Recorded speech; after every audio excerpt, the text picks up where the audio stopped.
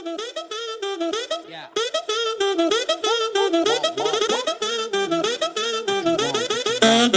Yeah. My come and never sleep on me. I saw my change, so you know I go get what you're looking at. Amigos de Politicarte, soy Guillermo Torres Quirós.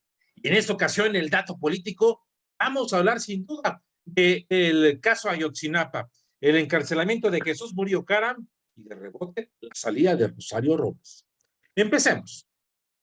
Alejandro Encinas, subsecretario de Derechos Humanos de la Secretaría de Gobernación, fue el encargado de que inició la administración de Andrés Manuel López Obrador de dar a conocer la resolución final del caso Ayotzinapa, la desaparición de 43 estudiantes normalistas por allá de septiembre del 2014, que por cierto, hay que decirlo, fue el acontecimiento que marcó el inicio del declive de la administración de Enrique Peña Nieto. Y bueno, pues, ¿qué fue lo que terminó pasando en el informe final? Alejandro Encinas dijo lo que se ha dicho todo el tiempo. La llamada verdad histórica pues, fue cierta. Mataron a los estudiantes. ¿Quién los mataron? Es la pregunta que siempre nos haremos.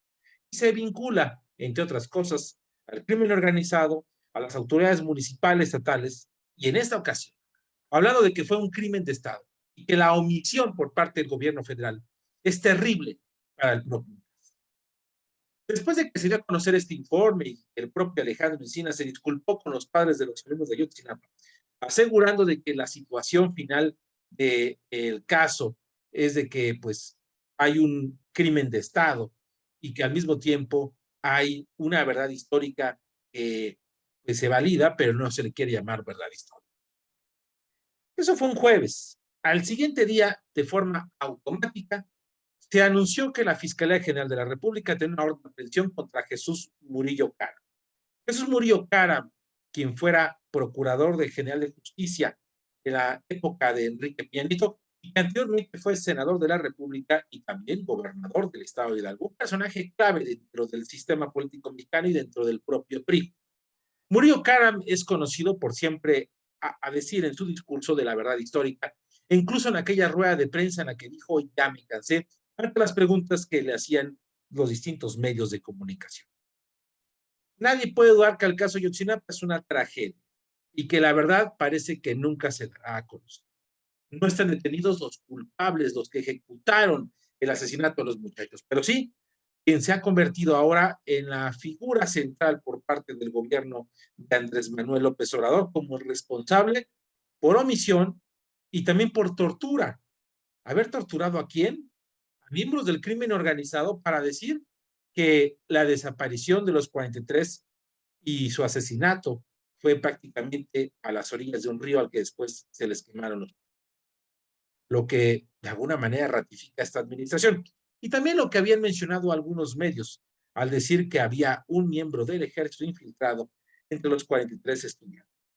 Hay muchas versiones de los hechos, incluso documentales, libros, entrevistas sin fin, personajes que siempre van a ser señalados como el alcalde de aquella época de Iguala, José Luis Abarca, y su esposa, quien fue siempre vinculada a Guerreros Unidos. El papel de los rojos, los Durán, y los distintos grupos del crimen organizado. El papel del gobernador Ángel Aguirre, y todo lo que se dirá. Hay más de 80 órdenes de aprehensión contra distintos funcionarios de la época, a los que se les señala de alguna manera de ser los responsables de que no se haya ejecutado, de que se haya ejecutado la orden de decir la verdad histórica y al mismo tiempo de afectar otro tipo de intereses. Una realidad que no podemos negar es que nunca sabremos la verdad, y más con este informe que da Alejandro Encinas, en el que de alguna manera busca cumplir con las promesas de Andrés Manuel López Obrador, esclarecer esa tragedia. Pero no se dará, y seguirá siendo una bandera para muchos de los grupos de la izquierda mexicana, el hecho de que desaparecieron 43 estudiantes por motivos hoy en día desconocidos, pero que siempre supimos eran jóvenes que de alguna manera no estaban en su escuela normal al momento en que se dio esta tragedia. Como remate al tema de Ayotzinapa, valdría la pena mencionar que hay muchos testigos protegidos y algunas figuras emblemáticas del crimen organizado que hoy en día no están en prisión. Un juez dijo que no eran responsables a final de cuentas, pero eso siempre queda en la duda. Lo que sí es que dentro del veredicto se menciona a Omar García Harfuch, en aquella época responsable de lo que sería la Policía Federal. Y bueno, pues hoy en día es el secretario de Seguridad Ciudadana de Claudio Sheinbaum. Y por lo tanto, siempre habrá una duda acerca de su participación o no. Se dice en una de las audiencias de que hubo una reunión en la que Jesús Murillo Caram ordenó de alguna manera a aceptar a toda la administración a decir la construcción de la verdad histórica. Olmedo García Harfuch aspira a la jefatura de gobierno de la Ciudad de México y es ahorita ya respaldado por Claudio Sheinbaum en el sentido de que él es inocente de lo que se le quiera. Lo que sí es que ya sabemos cómo se llevan dentro de la propia administración y dentro del propio Morena. Y sabemos cómo Alejandro Gertz Manero se las gasta contra los que él considera estorbos o enemigos políticos.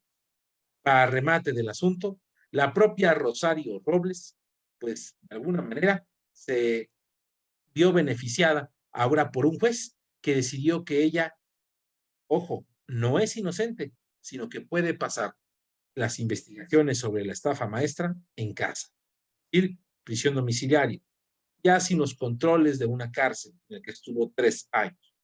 Entonces, cerrado el caso, tendrá que firmar y tendrá que estar atenta a los resultados. La noticia no le gustó para nada al presidente, quien se ha convertido en uno de los principales verdugos de la propia Rosario Robles, su antecesora en la jefatura de gobierno del Distrito Federal y también una de las mujeres que ocupó, al igual que él, la dirigencia nacional del PRD. El pecado de Rosario Robles fue el que se fue a la traición en esa época con el PRI de Enrique Peña Nieto, que la hizo titular de Sede Sol y de la CEDAT. Pero habrá algo más que sin duda oculta la propia Rosario Robles y de la que a lo mejor sabremos cuando se termine de definir qué responsabilidad tiene esta.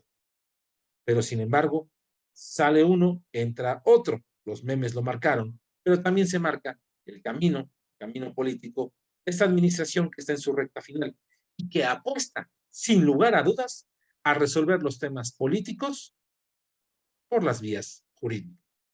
¿Qué? El desastre.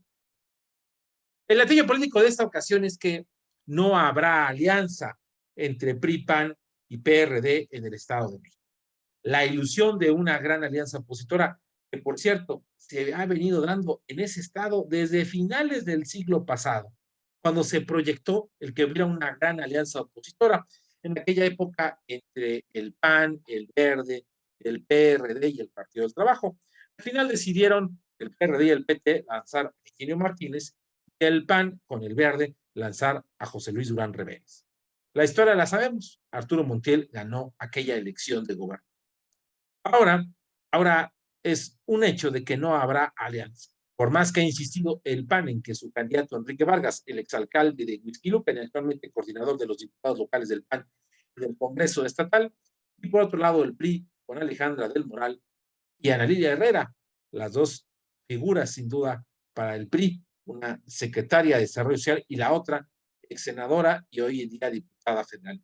Estas figuras que buscan por la nominación lo indica que el PRI tendrá a Alejandra del Moral, el PAN a Enrique Vargas, Movimiento Ciudadano a Juan Cepeda, y Morena a Delfina Gómez. Con votos divididos será difícil vencer a la exsecretaria de Educación Pública, por lo tanto, vemos un hecho que parece que la plaza da para Morena. No habrá alianza opositora, va por México, podría estar marcando el principio de su fin, si no va en este estado junto y tampoco en el estado de Coahuila de rebote.